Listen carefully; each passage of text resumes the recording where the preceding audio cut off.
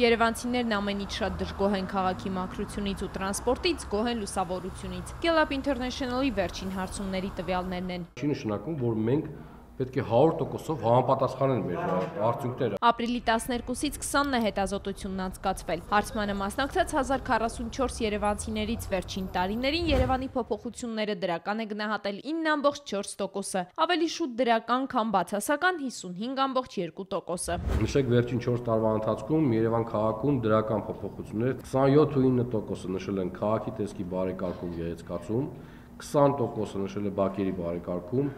նստարանների տեղադրում 17.6%։ Համայնքի ու շենքի խնդիրներից երևանցիները ամենից շատ շեշտադրել են մաքրությունն ու աղբահանությունը։ Փողոցների ու բակերի լուսավորությունից դժգոհություններ չեն հնչել։ Մենք փորձել ենք կոնկրետանալ բնակչի հուզող խնդիրներին, ոչ թե ընդհանուր քաղաքի մասով, այլ իրեն վերաբերվող, եւ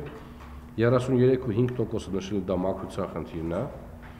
17%-ը մուտքերի վատ վիճակ, հասարակական տրանսպորտի խնդիրները 16.3%-ը,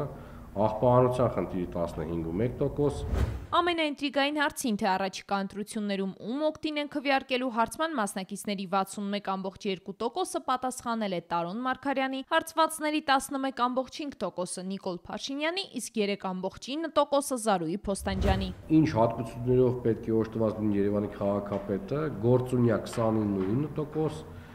բոլորից լավ իմանա, թե ինչ է անհրաժեշտ քաղաքի համար 26.5%, հասկանա մարդկանց հիմնախնդիրները